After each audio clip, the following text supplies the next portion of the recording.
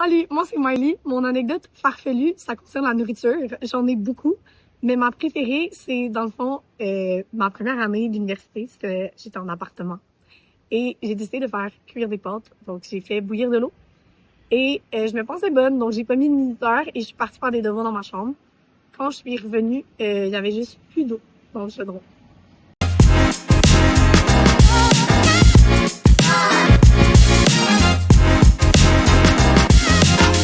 Bonjour tout le monde, bienvenue à ce 3e épisode du podcast Contrôle Bac. Aujourd'hui, on a eu la chance de rencontrer Lauriane, qui est diététiste nutritionniste.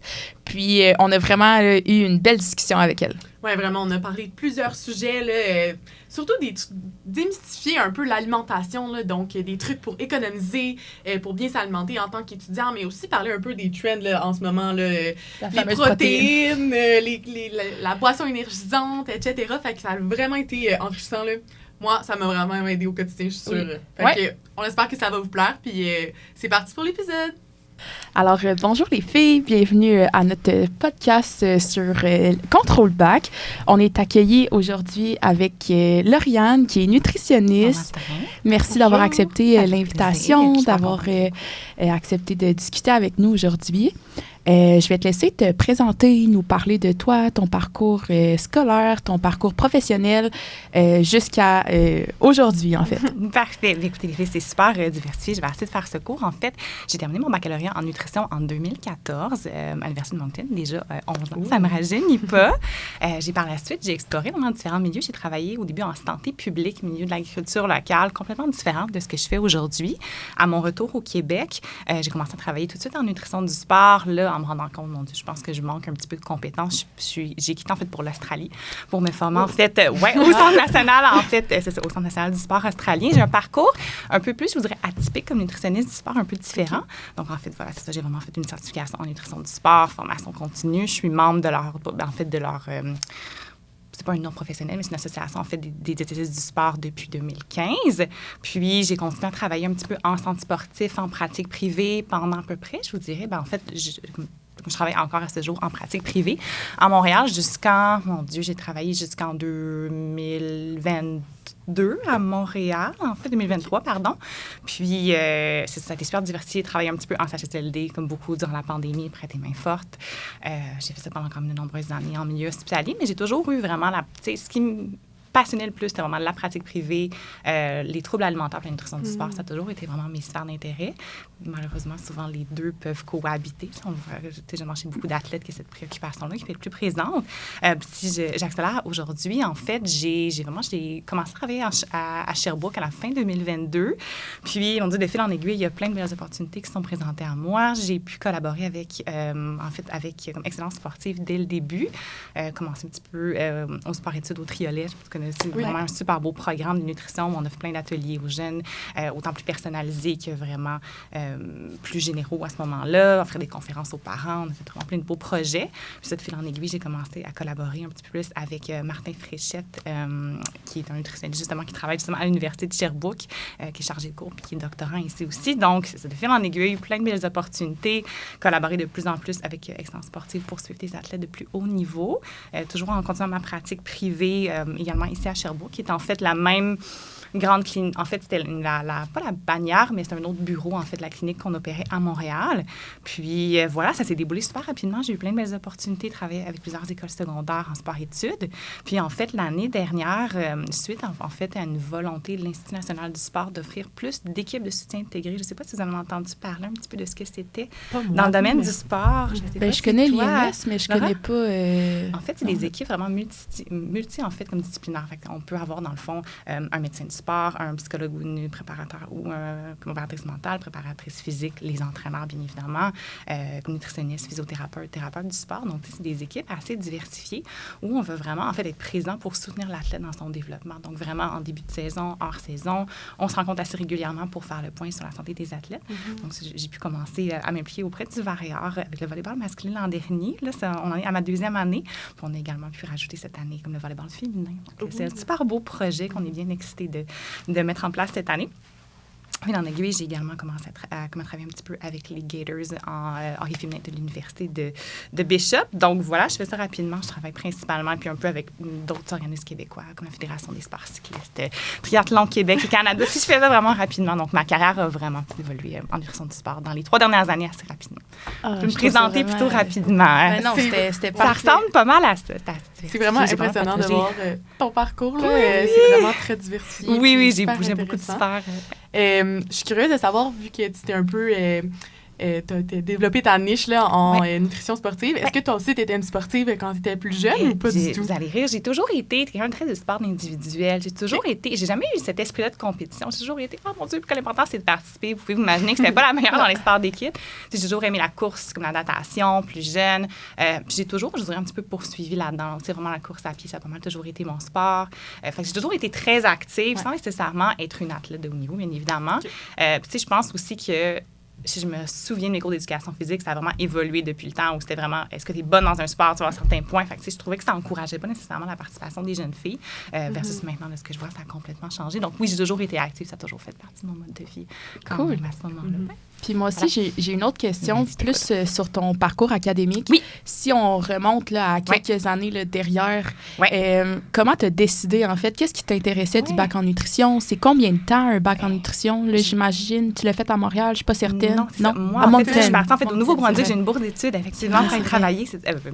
Pas travailler, mais étudier au Nouveau-Brunswick. En fait, au Québec, en fait, le baccalauréat est une durée de 3 ans et demi, puis ils ont des stages habituellement l'été. On fait plusieurs stages tout au long de leur parcours. En fait, à la base, quand j'étais, mon Dieu, même à l'école primaire, je pensais vouloir devenir psychologue. J'ai toujours été intéressée par la relation d'aide. Je faisais partie, mon Dieu, ça a l'air un peu intense, mais de clubs de médiation. Quand j'étais jeune, je m'intéressais beaucoup à la résolution de conflits. Je pense que dans mon cours, je vais vous dire, de biologie en secondaire 2 ou 3, où là, on a commencé à parler un petit peu de nutrition. J'ai toujours eu des parents qui cuisinaient énormément, pour qui c'était important. Sans aller dans l'extrême de bien se nourrir, de faire attention, puis s'intéresser beaucoup, très épicurien à l'alimentation.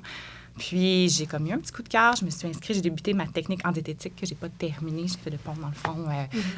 C'est ça, à l'Université de Moncton. J'ai complété mon baccalauréat. Dans les autres provinces, c'est généralement 5 ans. C'est un petit peu plus long parce que les stages sont vraiment, dans le fond, à la dernière année de pratique. C'est un petit peu différent. C'est un petit peu comme ça dans toutes les autres provinces. Puis là, par la suite, la seule différence, c'est qu'on doit passer, en fait, l'examen d'entrée à la profession. Puis par la suite, on peut être diététiste après nos 5 ans de pratique. C'est peut-être moi qui ne sais pas, mais c'est quoi la différence entre nutritionniste et diététiste? En fait, au Québec, les deux termes sont protégés, mais ils ne sont pas protégés partout au Canada. Le terme, vraiment, je vous dirais, officiel, c'est vraiment diététiste, ou en anglais, on va dire vraiment registered dietitian. Mondialement, c'est un terme qui est protégé.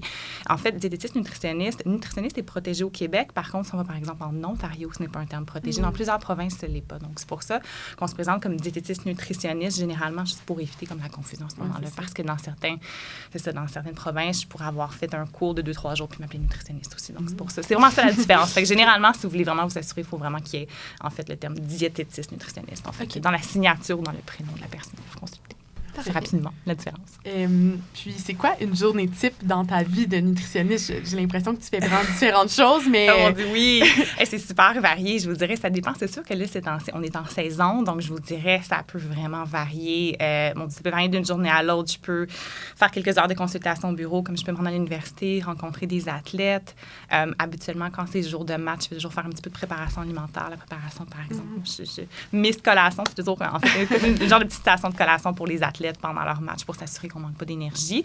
Ça peut vraiment varier, je vous dirais. Je peux faire un petit peu de consultation au bureau, travailler sur certains projets, aller à l'université ou à Bishop, revenir, faire des ateliers en sport-études. Donc, je vous dirais, j'ai beaucoup de variété dans ma journée. Je n'ai pas une journée qui se ressemble. Mais généralement, c'est un mix d'ateliers puis de consultations individuelles. C'est fun, ça, cet équilibre-là. Oui, vraiment. Je pense que ça a toujours été important pour moi. J'ai toujours été quelqu'un qui aimait beaucoup bouger. Je ne l'avais pas mentionné, mais juste avant la pandémie, je travaillais beaucoup en milieu corporatif à Montréal. Je faisais des ateliers en entreprise, ce que j'adorais. Comme vous pouvez vous imaginer, avec la pandémie, ça a été un petit peu mis sur pause. Je me suis positionnée, mais j'ai toujours eu besoin d'énormément de variété pour rester stimulée. Donc, il n'y aurait pas de journée typique. Je dirais ça. Ça dépend beaucoup. On s'attendait à cette réponse. Oui, quand même. C'est très varié. Si on tombe maintenant à nos questions un petit peu plus générales, on voulait savoir, là, parce que là, c'est pour notre communauté étudiante qu'on fait ça. On veut leur donner, on veut que tu leur donnes des trucs dans leur quotidien. Puis, on se demandait les fameux déjeuners. Il y en a qui déjeunent, il y en a qui déjeunent pas, il y en a qui ont des maux de cœur le matin. Qu'est-ce que tu aurais à dire sur ce sujet? C'est ça, je vais avoir une réponse nutritionniste qui va dire que ça dépend de la situation de chaque personne. C'est sûr que ma réponse va être différente. Tu sais, j'ai un athlète qui s'entraîne tôt le matin versus la personne qui, disons, va dire, je dois me lever à 7 heures pour aller à mon cours, j'ai peut-être pas super faim, mais je peux m'amener mon déjeuner pendant mon cours puis le manger plus tard. Donc, ma réponse va vraiment varier en fonction de la réalité. C'est sûr que dans le meilleur des mondes, on essaie d'encourager les gens d'écouter leurs signaux d'appétit. C'est sûr que si j'ai tendance, c'est sûr que je suggérerais pas de sauter le repas complètement parce qu'il y a quand même plusieurs études qui démontrent qu'on va avoir tendance à avoir des apports plus, pas plus élevés en soirée, mais peut-être des pertes de contrôle alimentaire, tendance à plutôt grignoter en soirée. Puis on sait que pour un étudiant qui a peut-être un budget limité, ça pourrait se traduire en une consommation peut-être d'aliments plus transformés, plus rapides. Peut-être qu'on va revenir justement de l'université ou du travail super affamé. On risque de faire des moins bons choix alimentaires. Donc, je dirais que ça va dépendre de la situation. C'est sûr que la personne qui a peut-être mal au cœur, pas habituée, on peut entraîner le système digestif, un peu comme chez les athlètes. On peut dire, je peux commencer tranquillement par peut-être une petite compote de pommes, un petit verre de smoothie. Je peux commencer très graduellement, mais le système digestif peut s'habituer. Mais c'est sûr que si on a l'opportunité de déjeuner un petit peu plus tard, peut-être vers 9-10 heures, quitte à prendre un plus petit déjeuner, ça aussi, ça peut être une option généralement. Mais je dirais de sauter le repas complètement, c'est pas quelque chose que je recommanderais parce que ça risque d'avoir des répercussions sur notre énergie aussi là, pendant les cours puis pendant la fin de la journée. Mais toi, Laura, t'es athlète dans le variant natation, fait que je sais pas si c'est toi quelque chose que tu as déjà eu un problème là, dans ton quotidien de dire tu nages à 6-7 heures le matin. Est-ce que tu es capable de bien gérer tes repas le matin? Comment tu c'est très différent, mettons, pour chaque nageur. Moi, personnellement, je vais me faire comme des muffins ou un petit pain comme banane noix le matin. Puis ça, je sais que ça passe bien. Mais tu me dis, mettons, mange 2 toasts au beurre de peanut ou comme un bol de céréales. Aucune chance que ça passe. Mais il y en a que ça passe super bien puis qui ont besoin de ça. Mais moi, un petit quelque chose, puis je vais manger mon vrai déjeuner après l'entraînement. C'est tôt, là, tu sais, c'est ça, on saute dans l'eau à 6 heures, là, fait que je peux pas, même, tu sais, je sais qu'il y a des aliments que je digère moins, là. Banane, ça passe pas, mais pain aux bananes, oui. En tout cas, je pense que c'est de l'essai-erreur. Puis là, tu sais, maintenant, j'ai trouvé comme qu'est-ce qui me faisait bien, puis qu'est-ce que je digérais bien, fait que c'est ce que je fais à tous les matins. Mais, il y en a que, je pense à mon frère, là, lui, c'est un bon déjeuner avant. Deux bacon. Il n'y a aucun problème. Là. Moi, je regarde ça puis je suis comme, hey boy. Un système digestif d'acier. Là. C'est ça. Moi, mais non, après, là, quand il est 7h30 après l'entraînement, là, j'ai faim, par exemple, puis je sais qu'il faut que je mange, mais j'aime mieux avoir peut-être un petit peu, pas le ventre complètement vide, là, mais un peu plus léger, puis manger après. Oui, absolument. Puis, chaque athlète est vraiment différent. Comme tu dis, je pense de faire des tests, de voir à ce moment-là, est-ce que je peux prendre une bonne collation la veille, comment me coucher qui va faire office de mon déjeuner, quitte à reprendre un petit quelque chose le matin. Tu sais, c'est très, très, très individualisé. Là. C'est un peu la beauté de la nutrition. Mais oui, c'est sûr que de s'entraîner complètement le ventre vide, c'est peut-être pas quelque chose que je recommanderais. Bien, surtout si notre objectif, c'est vraiment d'avoir de l'énergie, puis viser plus, par exemple, de la performance, parce que j'imagine que tu peux le savoir, et après, on va avoir super faim et manquer d'énergie. C'est important de trouver la formule qui convient à chaque. Puis même, tu sais, durant les entraînements de l'après-midi qui sont un petit peu plus longs généralement, puis des fois peuvent même comme empiéter un petit peu sur l'heure du souper. Nous, on nage le soir de 4h30 à 6h30. Fait que c'est comme un drôle d'heure parce que tu sors de la piscine puis là, t'as faim pour ton souper, mais en même temps, tu peux pas te permettre de souper un gros spaghetti pain à l'ail à 4 heures. Non, en tout cas, pour ma part, ça va beaucoup trop lourd. Fait que souvent, c'est ça. Je me prends une collation. Je sais aussi vers quelle heure que je sais que ça va avoir le temps de digérer. Puis après ça, on soupe après. Exact. Tu peux me faire ça. Prochaine question. Est-ce que c'est quoi tes idées de repas go-to pour économiques, nutritives, mais qui sont aussi bonnes? Ça coûte pas la santé. Là. J'en ai plein. Ça va vraiment dépendre. C'est sur le volet économique. C'est sûr, je suis une très grande fan des one pot, de la mijoteuse, des repas à la plaque, parce que c'est autant comme professionnel qui est assez occupé comme étudiant, c'est pas très long à faire. C'est sûr que, aussi, je suis très fan d'un chili aussi, c'est tellement facile. On peut en faire en grande quantité, puis souvent, on peut le faire avec, par exemple, de la protéine végétale texturée ou des légumineuses et de la viande hachée pour diminuer un petit peu nos coûts à l'épicerie. Je suis très fan aussi de tout ce qui est comme burrito, bol repas, un petit peu style poulet rose. Je trouve qu'on peut vraiment adapter ça vraiment à notre sauce. Côté plus économique, c'est sûr que j'aurais tendance à dire de privilégier c'est sûr que les aliments de saison, mais aussi les protéines végétales en général, parce qu'on sait que de toute façon, c'est meilleur pour notre empreinte écologique, beaucoup moins dispendieux que la viande, généralement, que les produits carnés. Puis aussi, c'est beaucoup plus économique. Souvent, on peut acheter, par exemple, des légumes en conserve, plusieurs paquets de tofu. Il faut être beaucoup plus économique. Pour ceux qui sont peut-être un petit peu moins habitués, on peut les intégrer progressivement à nos recettes. Donc, tu sais, ça peut être de dire, hey, je vais me faire justement une sauce comme spaghetti, je vais peut-être mettre un petit peu de lentilles ou je vais mettre de la protéine végétale texturée que je vais réhydrater. On n'y verra que du feu. Le goût est complètement le même, mais on vient vraiment d'augmenter ma teneur en fibres, diminuer un petit peu la quantité de gras saturé, puis diminuer comme ma facture d'épicerie en même temps. Donc, ça, ou des soupes repas, très fan d'une soupe repas, d'une bonne soupe minestrone. Des fois, quand le buffet est en rabais, je me fais une belle grosse soupe buffet orge avec des légumes déshydratés. Il y a plein de belles options là, que ça ferait à nous. Ouais. Mais c'est ça, moi, je fais partie de la team difficile qui aime pas les haricots, les trucs comme ça. Oui. Fait que ça m'aide, ton petit truc, là. Mais ça goûte quoi, la protéine végétale texturée? J'ai jamais goûté. Ça a vraiment un petit goût, je vous dirais. C'est sûr qu'on la mange comme ça, un petit goût de noisette. C'est super léger, ça s'adapte bien. Moi, j'en mets dans mes gruaux, par exemple, pour les rendre un petit peu plus soutenants le matin, dans mes boules d'énergie, parce que la texture, une fois même sèche, va vraiment s'apparenter à l'avoine. Donc, on peut soit le réduire en poudre au mélangeur ou au robot culinaire ou l'incorporer dans des repas. En fait, on le fait réhydrater avec du bouillon ou de l'eau. Vous avez remarqué que ça a vraiment une texture similaire à de la viande hachée. Donc, tu sais, en termes de goût, je pense que c'est peut-être plus facile à incorporer qu'une légumineuse qui va avoir peut-être une texture qui va pas nécessairement plaire à tout le monde. Mais vraiment, c'est un goût qui est très léger. J'en ai des clients qui aiment beaucoup ça. En fait, croquer un peu sur une salade, ça se mange super bien.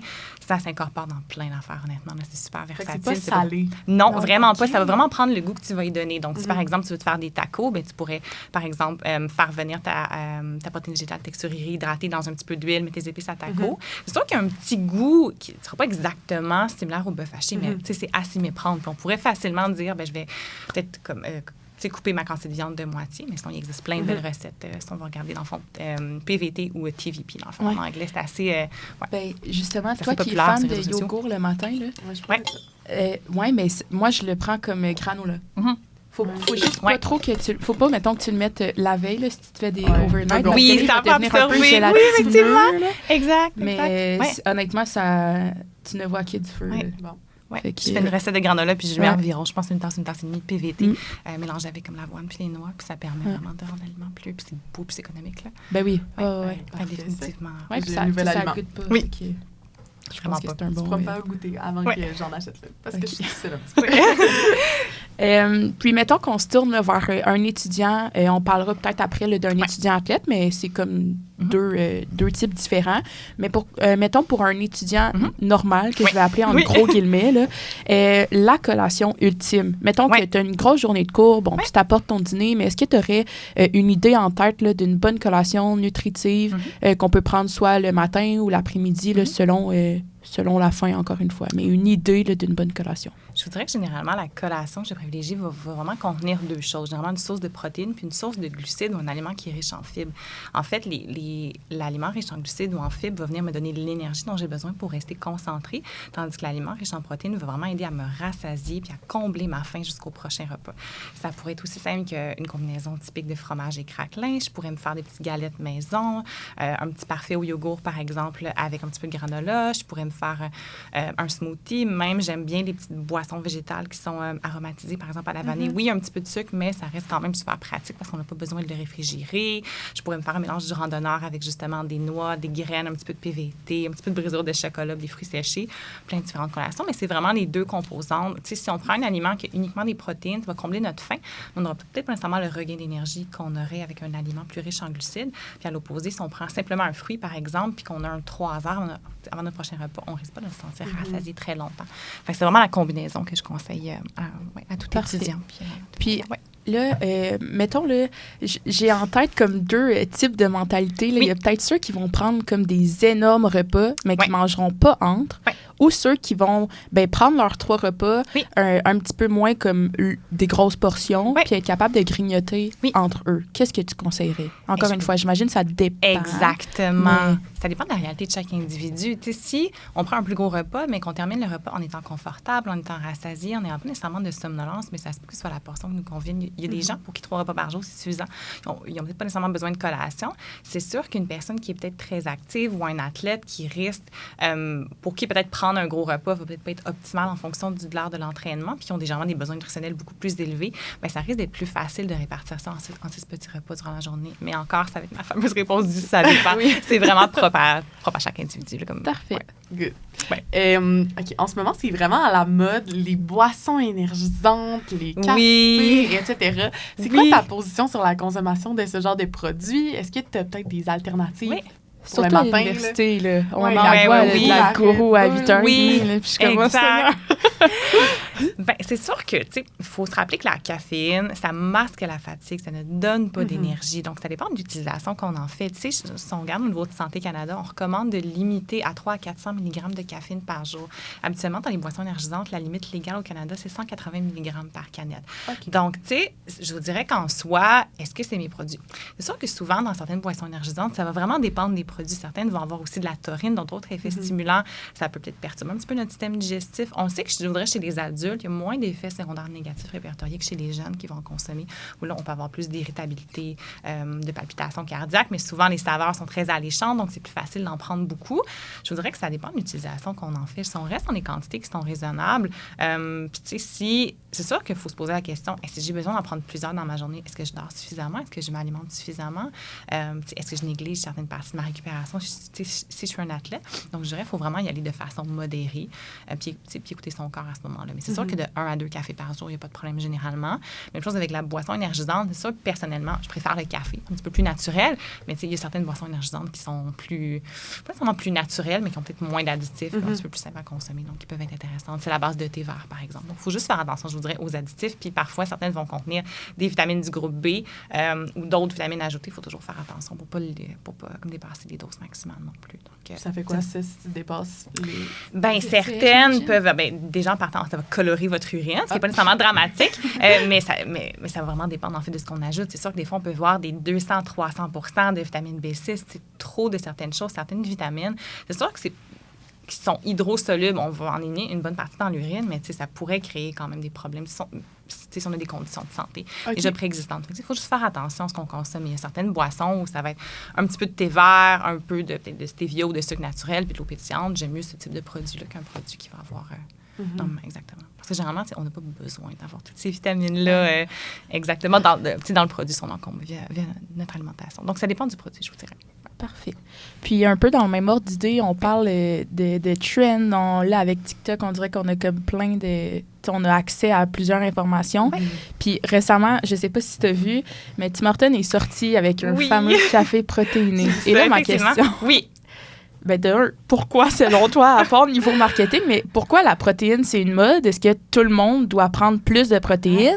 On dirait que c'est ça, c'est tellement comme tout le monde prend des suppléments, tout le monde prend... Ben pas tout le monde, j'exagère, généralise, là, mais c'est ça, c'est très, très trendy, là, si je peux me permettre l'anglicisme. What I eat in a day, genre 100 grammes de protéines. Ouais, c'est ça. Exact. Ouais. Ben, je pense que les protéines ont toujours été, si on remonte à l'époque des culturistes, ont toujours été quand même assez importantes. Puis si on regarde les diètes de type idéal protéines, ça date pas d'hier non plus. Je pense qu'il y a un engouement. On a une population qui a accès à de l'information, malheureusement souvent erronée sur les réseaux sociaux, mais qui est beaucoup plus éduquée ou qui s'intéresse à l'alimentation. Puis l'industrie, je veux dire, n'est pas bête à tout ça. Elle voit que si les gens recherchent des aliments riches en protéines, vous allez remarquer que dans le marketing, souvent, le mot protéine va être écrit en grosses lettres. Peut-être souvent, je vais remarquer de couleur noire, couleur bleue pour attirer une clientèle plus masculine, une clientèle athlétique.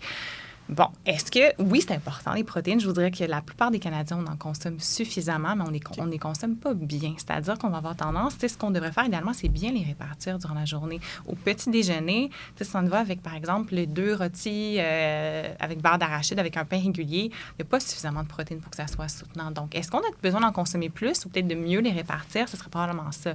Versus la personne qui va consommer peut-être un 50-60 grammes de protéines en soirée, bien, c'est pas nécessaire si va te coucher par la suite. Ou la personne qui va consommer des suppléments justement de protéines en poudre, même chose, ça peut être très pratique, ça peut être intéressant comme produit, mais on n'est pas obligé d'en prendre pour être en bonne santé. Fait que je pense que c'est vraiment une question de marketing. Puis il ne faut pas oublier qu'il y a certains produits qui vont ajouter des protéines pour se donner un aura d'un produit plus nutritif. On pense aux bonbons qui sont riches en protéines, par exemple. Est-ce que je voudrais consommer des bonbons? Oui, ça existe. Il y a toutes sortes de produits ou comme des cafés protéinés. Je pense que l'idée n'est pas mauvaise, mais je pourrais très bien me faire un café protéiné maison en prenant un lait qui est naturellement plus riche en protéines, comme le Naturel Plus ou le Lactantia, puis prendre du café, peut-être mettre un petit peu de sirop d'érable et je sauverais beaucoup de sous. Puis, je ferais quelque chose comme ça à la maison. Donc, je pense que c'est vraiment une question de l'industrie répond à la demande, mais il faut faire attention aussi avec une consommation excessive de protéines.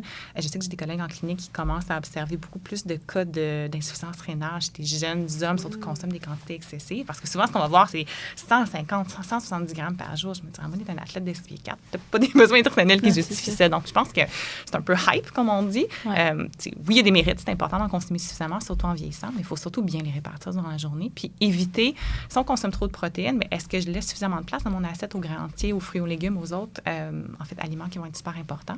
C'est ce que je chercherais à avoir comme nutritionniste. Tu l'as mentionné un petit peu, mais je pense que qu'est-ce qui est chouette, c'est que l'offre est comme vraiment variée. Fait que tu as parlé là, justement du lait naturel 18 Exactement, oui. 18 grammes, excuse. Oui, exactement. Oui, c'est ça. Oui, c'est ça, exactement ça. Je disais la bonne chose. Je pense qu'il y a comme du pain, c'est Bon Matin qui font du pain protéiné. Il y a comme plusieurs marques comme ça qui, au goût, honnêtement, moi, je vois aucune différence. Là, fait que ça se place comme super bien dans ton quotidien. Puis c'est un produit, c'est substitution, mais en même temps, exactement, le goût ne diffère pas. Fait que ça peut être quand même une option qui est envisageable. Pertinente pour les étudiants. Absolument, à 100%. On peut avoir des produits intéressants.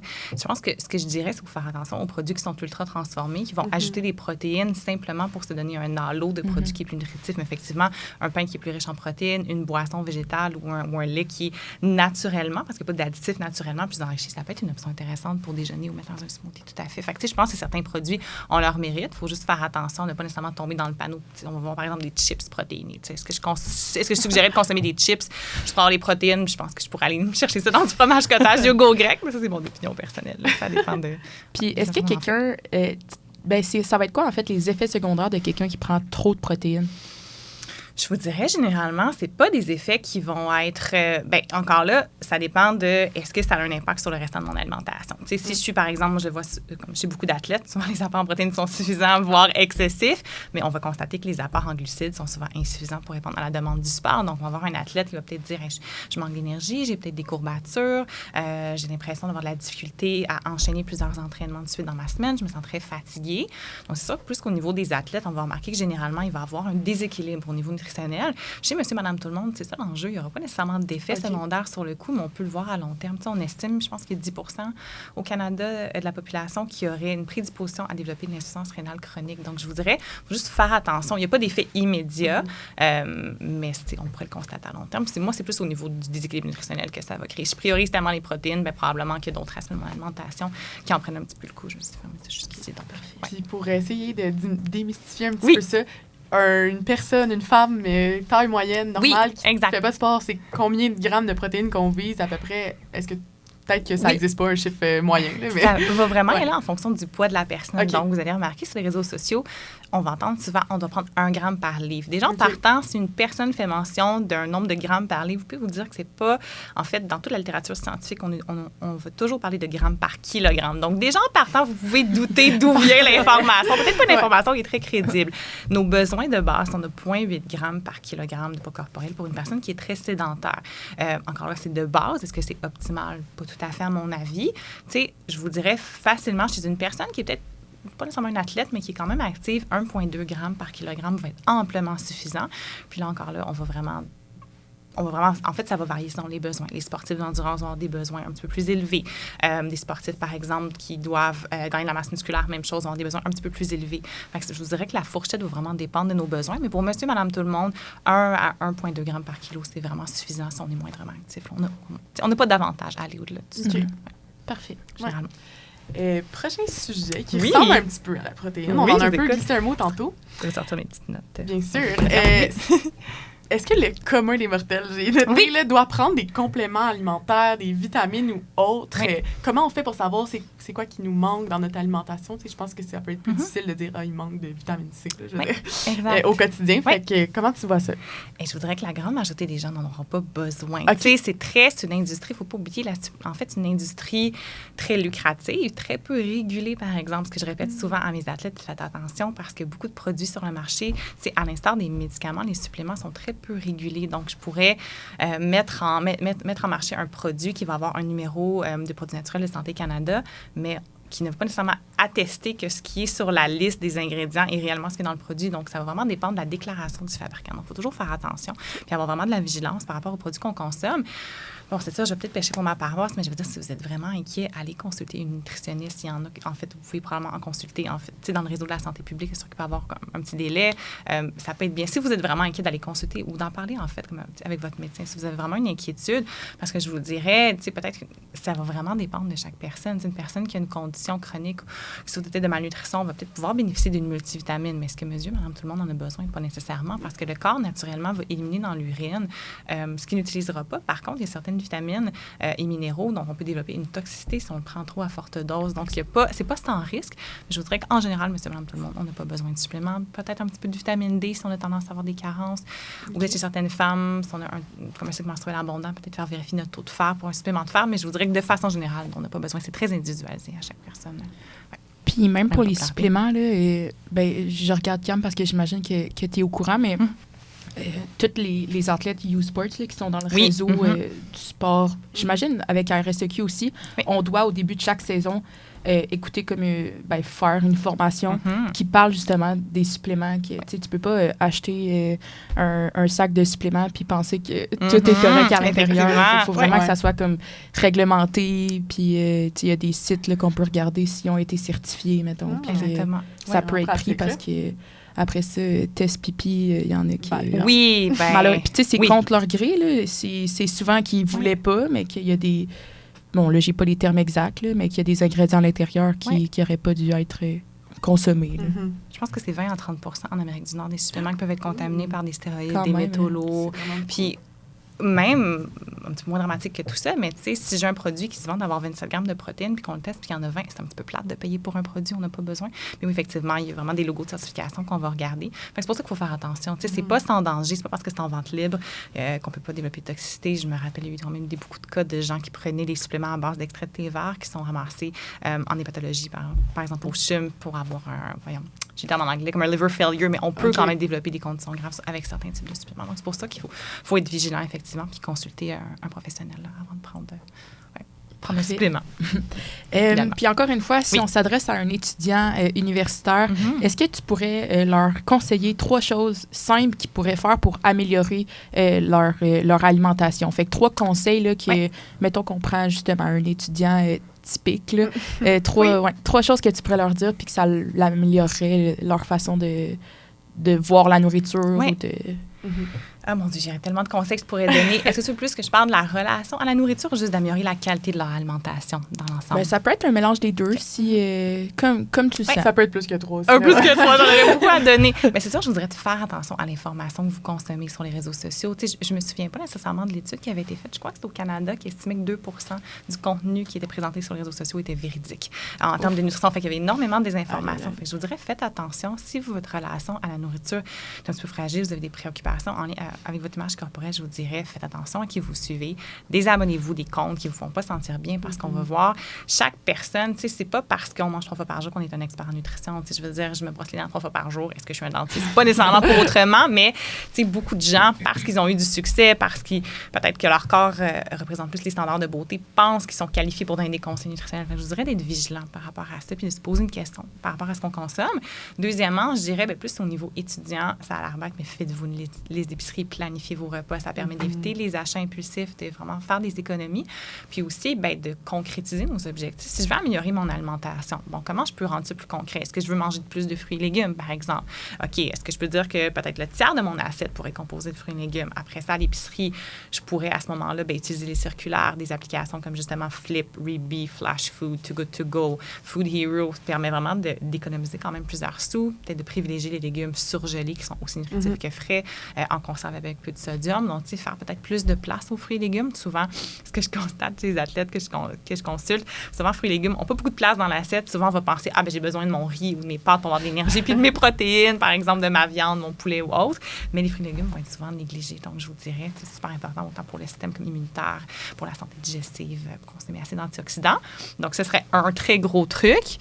Sinon, mon Dieu, qu'est-ce que je pourrais suggérer? Ça serait aussi d'apprendre à cuisiner. Si vous n'êtes pas à l'aise, peut-être voir est-ce que justement, je pourrais faire un petit peu de bouffe le week-end avec une amie, avec mes colocs, par exemple, si mes parents sont plus à l'aise. Est-ce que je pourrais commencer à apprendre à faire quelques recettes de base?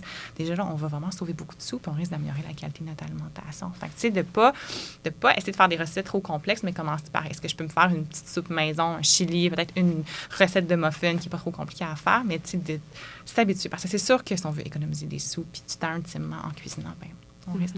Ouais. Tu l'as mentionné tantôt, là, mais la mijoteuse, là, je pense que c'est quelque chose de quand même... En plus, c'est l'automne, l'hiver. Oui, c'est ça, réconfortant. Oui, c'est ça. C'est exact. comme le temps idéal pour faire ça. Puis, tu sais, en fait, tu le fais, puis après ça, ben ça cuit tout seul. Là, fait que tu le laisses sur le comptoir, tu le laisses flyer toute la journée, puis le soir, tu arrives, puis c'est prêt. Fait que je pense que c'est quand même une bonne idée d'apprendre à cuisiner avec une mijoteuse. En tout cas, moi, je l'aime. Tu l'aimes ta mijoteuse?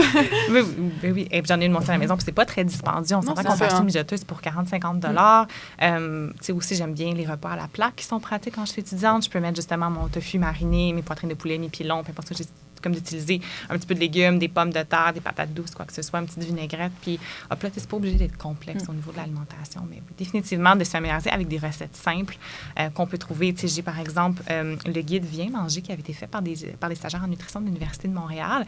Ils ont publié Viens manger végétarisme, volet 1, volet 2, je pense. Ce sont des recettes faites pour les étudiants. Donc, il y a vraiment un gros volet économie alimentaire avec des recettes de base. Et aussi, j'aime beaucoup la Fondation Holo, qui est une fondation qui vient en aide, en fait, aux jeunes mamans, en fait, un peu plus défavorisées, mais qui ont des recettes très simples à faire, très visuelles, pas beaucoup d'ingrédients. Donc, on peut aller trouver de l'information.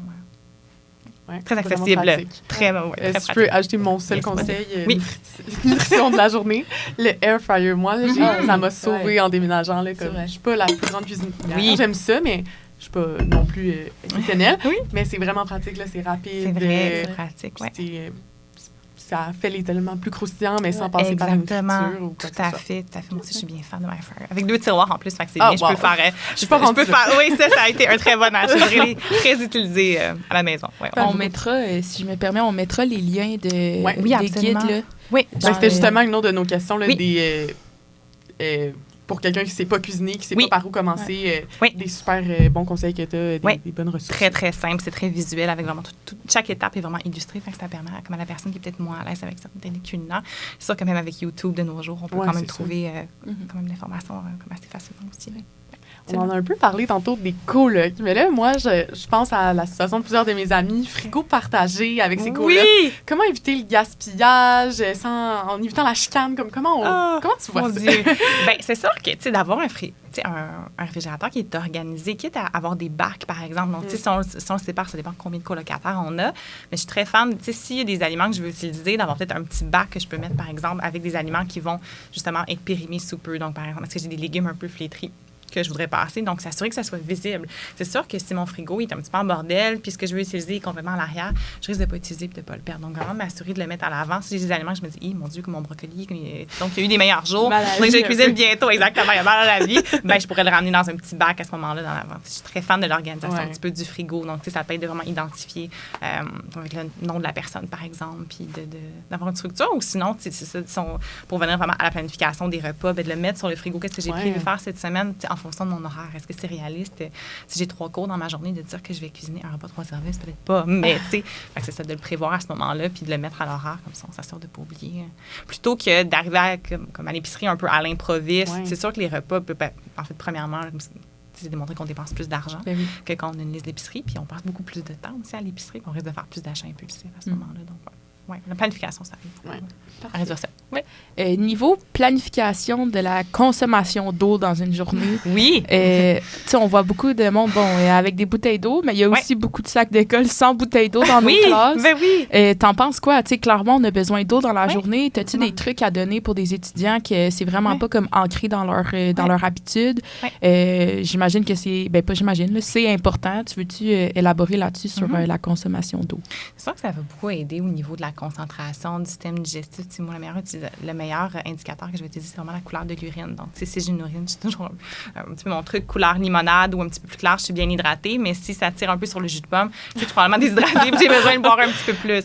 Il y a plein de différents trucs qui peuvent fonctionner. Si vous avez votre téléphone, il y a certaines applications qui permettent de programmer des rappels pour boire de l'eau. Donc, il va vous envoyer, par exemple, une petite vibration. Certaines vont être un petit peu plus insistantes tant et aussi longtemps que vous n'aurez pas sélectionné ou cliqué sur le bouton pour dire j'ai bu. En fait, j'ai le terme en anglais, là, mais la petite comme notification va demeurer là. Fait que ça peut être intéressant. C'est sûr de se traîner une bouteille utilisable qu'on aime bien. Ça a l'air bête, mais par exemple, moi, chez la mienne, j'en ai une habituellement qui a une paille. C'est plus facile de boire que si je dois dévisser le goulot. Fait que trouver une bouteille qu'on aime, qui est ergonomique, qui va être visible aussi, qu'on peut avoir devant nous. C'est sûr que si je veux boire plus d'eau, mais que ma bouteille est comme rangée dans le fond de mon sac, je risque moins d'y penser que si elle est devant moi. Il existe même aussi, c'est peut-être un petit peu plus dérangeant en classe, mais certains petits bidules qu'on peut mettre qui flashent si j'ai pas touché à ma bouteille d'eau depuis 20 minutes. Il y a plein de trucs qui peuvent exister. Mais je voudrais d'y aller graduellement. Je suis quelqu'un qui ne boit pas d'eau du tout, est-ce que je peux en prendre au repas à ce moment-là?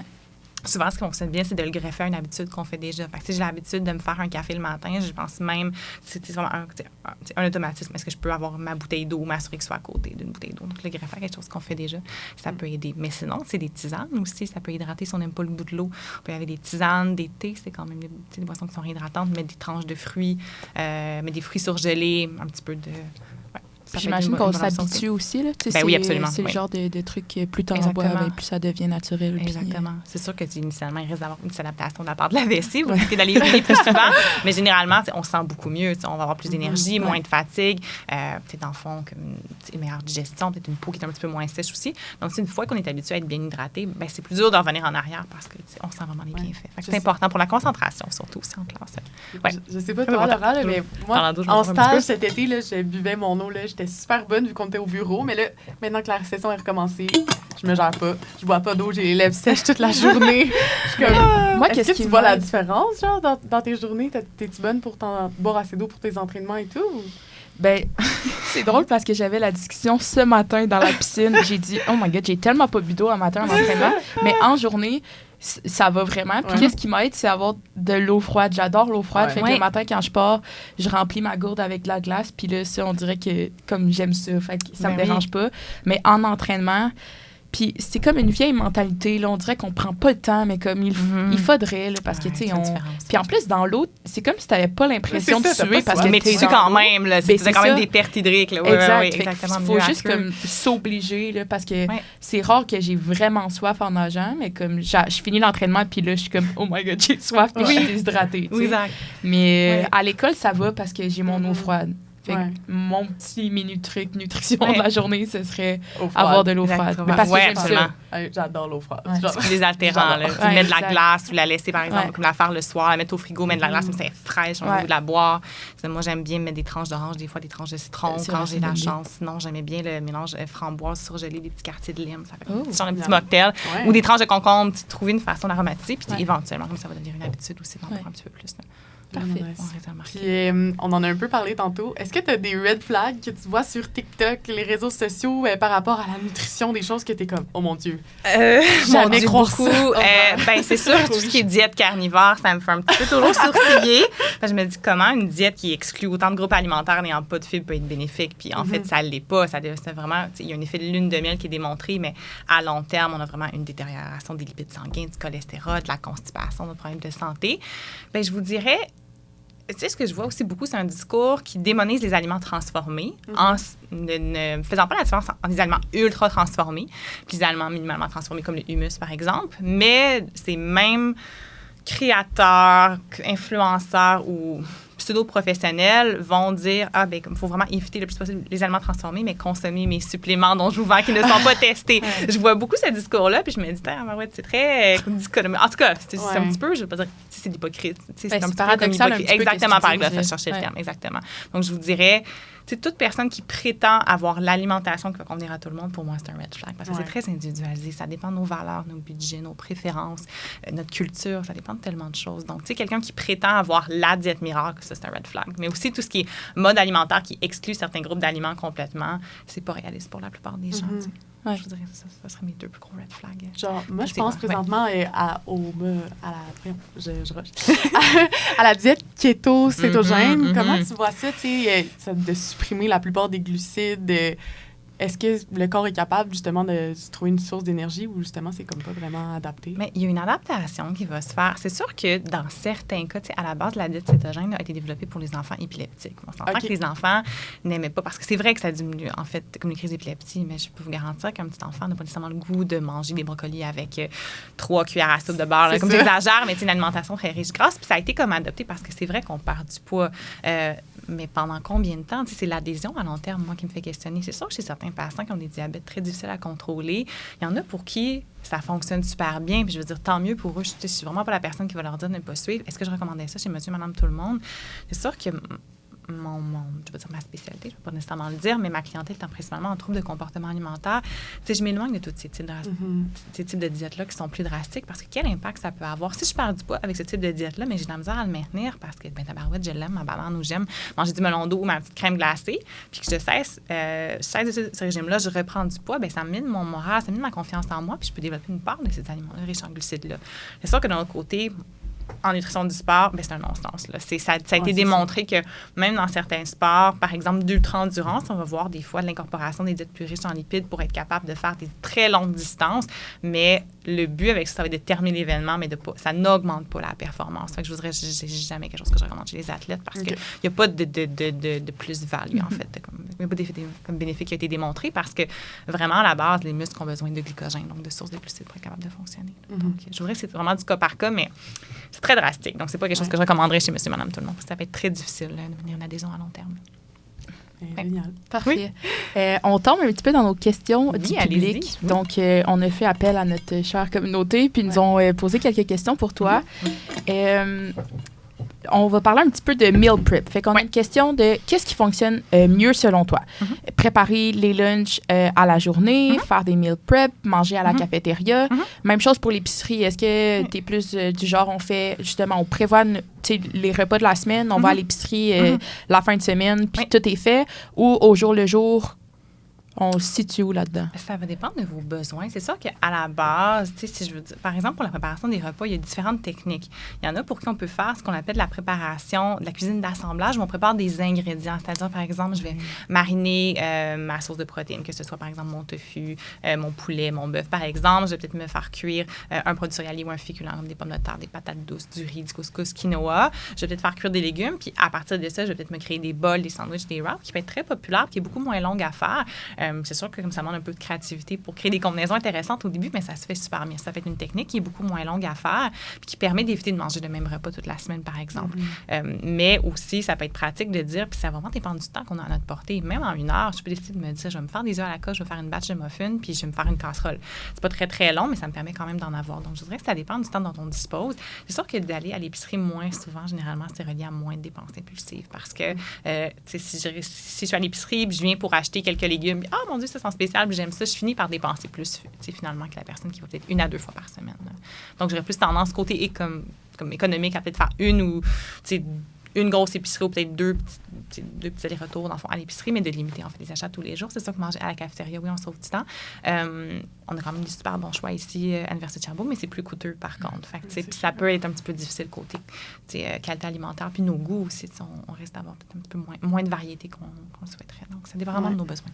Okay. Deuxième question du public. Tu en as un petit peu parlé tantôt. Tu as mis un truc pour chasser les aubaines en épicerie. Tu as parlé de certaines applications. Oui, je vais les ressortir. Oui. C'est quoi tes coups de cœur? Ah, mon Dieu, il y en a plein que j'aime. Moi, je suis personnellement beaucoup Flip parce que j'aime consulter les circulaires en ligne. Ou par exemple, si je cherche un produit en particulier, je vais par exemple entrer le produit dans la barre de recherche puis ça va me montrer en fait le prix de l'article dans toutes les grandes bannières.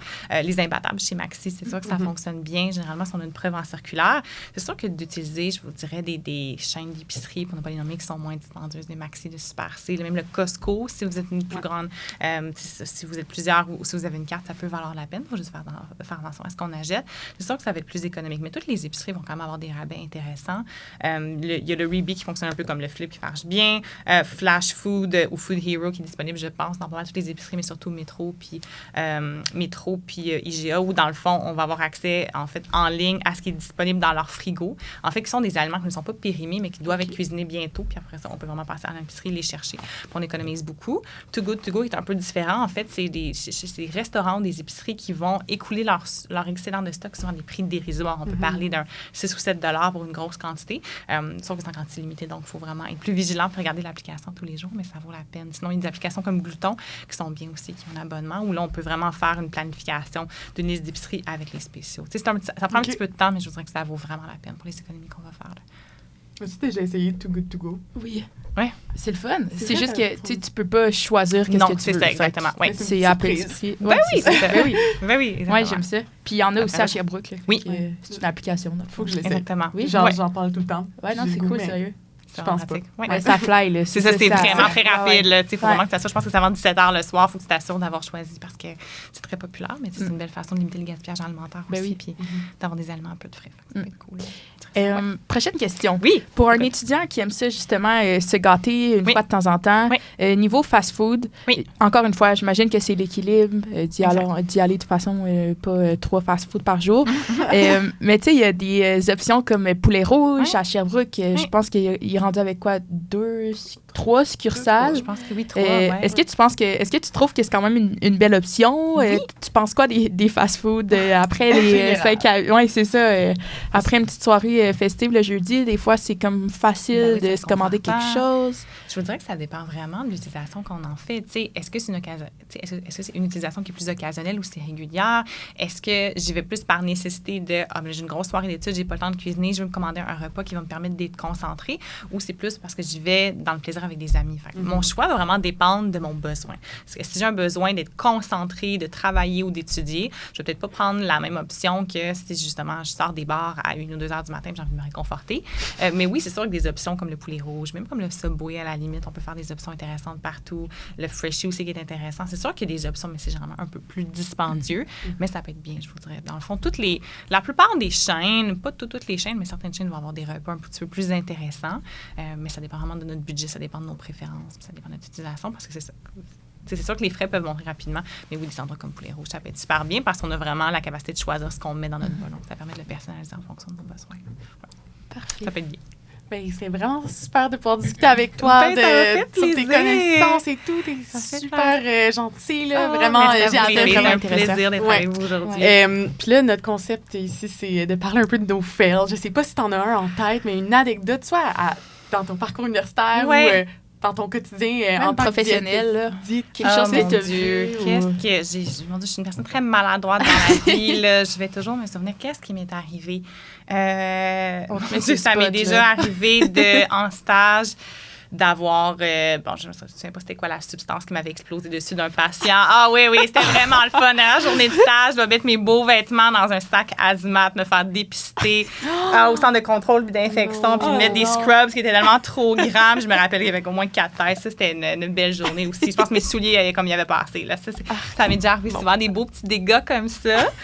Sinon, je suis quelqu'un de très maladroite aussi, fait que j'ai tendance à mettre, mais je vais toujours me souvenir d'une fois où j'étais déguisée en genre de reine de Noël pour vendre des billets bénéfices en nutrition. J'avais croisé comme mon crush. Tu sais, j'ai le genre d'affaires-là durant la journée, ça a l'air complètement ridicule. Puis, en tout cas, ça a bien fini que pour cette époque-là. Mais j'ai pas d'anecdotes, on dit qui me viennent en particulier, mais j'en ai fait plein, maladroite. On adore ça.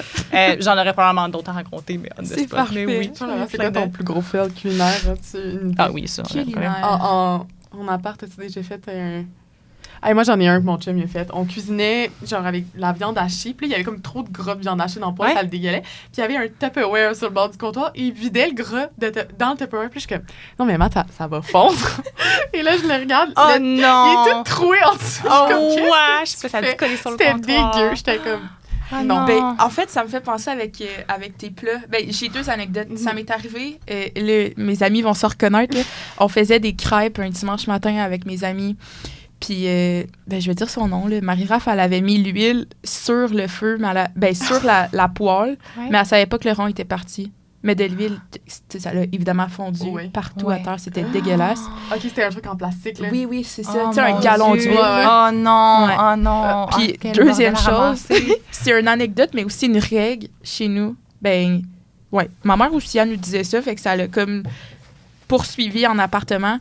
On n'a pas le droit de mettre de sauce à spag ou de comme sauce aux tomates dans un Tupperware transparent. Ça Ben, marche. c'est sûr. C'est Ça non. devient orange, là. Ah, ça m'écoeure. Puis là, tu le mets dans le micro-ondes. Fait que là, il y a comme... Tu sais, non. Là, Matt puis mon frère, ils n'ont pas le droit d'utiliser ça. Je suis comme les bols en vide, c'est parfait pour ça. Mon Dieu, Mais c'est pas de drôle. sauce de tomate dans un plat en plastique transparent. Belle règle. Vous me Ouais. rappelez qu'une fois à l'université, je me souviens qu'on était en plein hiver, on avait dû sortir de notre résidence universitaire parce qu'il y avait je pense qu'il y avait un étudiant qui avait brûlé son craft dinner. Ça avait pris en feu. Puis à 2 heures du matin, l'alarme de feu fort, la grosse boucane, on doit sortir. Puis je me rappelle, comment tu mon laptop, les choses essentielles, j'ai besoin pour survivre en petit pyjama et dans mon auto, se rendre compte que c'était pour ça. Fait que, Tellement gênant, là. De rater un tellement craft gênant. dinner. Ah oui, puis elle avait passé, tu sais, très comme ça étudiant. passé en feu là, dans sa chambre, là, tu sais, au point où il fallait évacuer en plein milieu de l'hiver. Vraiment, merci beaucoup. Je sais pas si on avait oublié un sujet que tu penses qui est comme 100% pertinent, qu'on doit parler.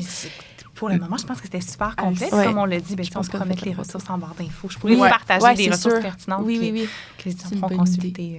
Ben, Exact. merci beaucoup. Mais c'est merci à vraiment vous, les filles, ça m'a génial. fait plaisir. Bonne Fait journée. que, ben, merci à tous. Si jamais vous avez, pas allez nous suivre sur notre compte Instagram, le contrôle/bac, pour aller nous poser des questions pour nos prochains invités. Oui. Puis avoir accès à du contenu en primeur. Donc, ben, bonne journée. Puis merci à toi, Lauriane. À bientôt. Ça marche. Merci, les filles.